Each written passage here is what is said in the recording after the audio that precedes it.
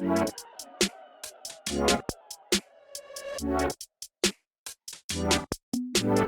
are on Jacob Lee. Talk to me. What is happening in the 1, 2, 3?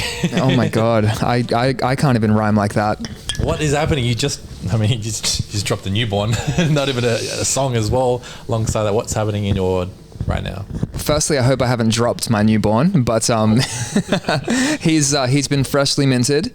One of one. He's a one of one. Yeah. Actually, he might be a one of two because he looks very similar to my other son, Luca. So I'm not sure how they look so similar when they're not twins, but similar traits. Yeah, they got this. Yeah, they're both rare. So we'll just say that. But no, everything's good, man. I've been building out my Web3 company, Rowdy Labs, which has been going really well. Working on a few more music NFT collections and trying to establish more of that narrative with both the Web2 and the Web3 side, because it is a very delicate balance, and you don't want to, promote too much Web3 in Web2 just yet, because people don't understand it or care really in the Web2 space. Rowdy Labs, we're seeing a lot of brands turn into essentially massive media brands doing multiple things. How do you ensure that you go wide, but at the same time you keep depth within different verticals?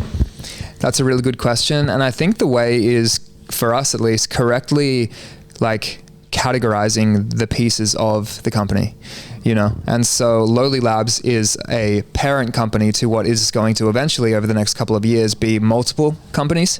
And so we have a mindfulness division, music, Web3 division, and an art/poetry division. And the reason we call them divisions is because it's quite Web3. There's a fictional storyline in a headquarters type thing we don't have to go into, but I think doing it that way, where you almost have directors of each category, they can assist you in growing that, whilst I kind of work on more of the overarching view of the company and the vision. And that's worked pretty well.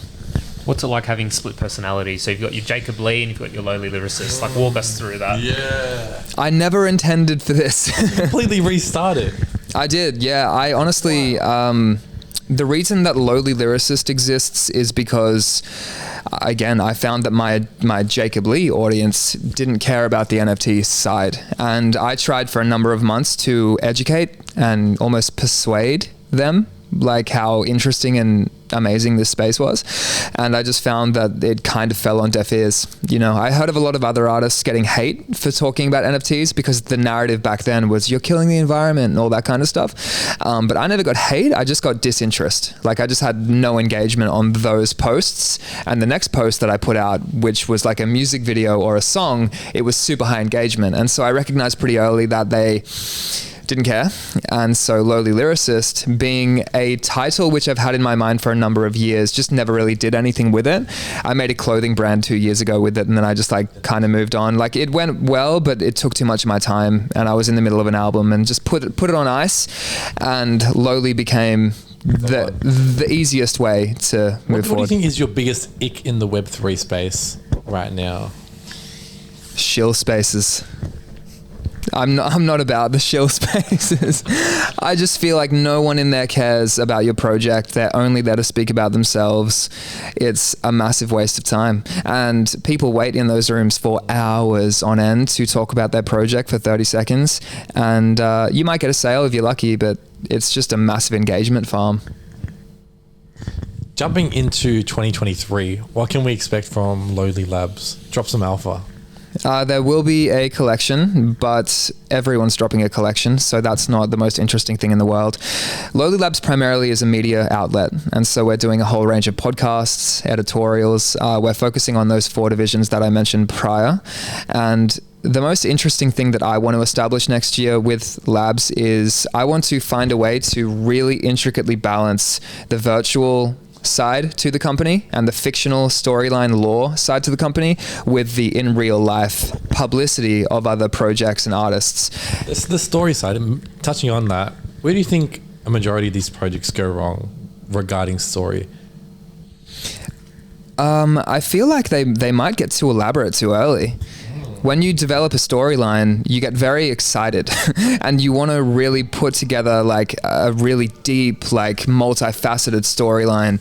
And for a collection, the audience really don't care that much yet. Like, unless you've really developed something like, say, you've become an Azuki and there's like just a loyal fan base, and no matter what lore you drop, or even like a 10KTF, like they drop all these like illustrations and people eat them up. If you do that too early, it's diluting, it's confusing, it doesn't make sense to people. So I think creating a storyline which could be explained in a paragraph would be the way, and then you elaborate from there.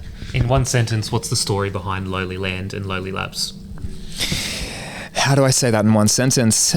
Can I have a couple? You can have a couple. You can have a paragraph if you want. A paragraph? So at this point in time for the collection that's coming, Lowly as the protagonist, because we've drawn in our core team and therefore I'm drawn in, he has been kicked out of Lowly Land, and we aren't actually telling people as to why just yet. The goal then is for him to get back into Lowly Land and also get back into Lowly Labs, the media company, which has been taken over by someone, and through attempts in getting back, because it's all gated, like token gated, he has to find community members and draw them into the narrative. And so the community which is developing at this company is literally getting immortalized and drawn into our narrative. And the more people who come into our community, the more assistance Lowly has in getting back to the company. So makes sense. NFT MELB, connect, create, collaborate. Boom. Boom.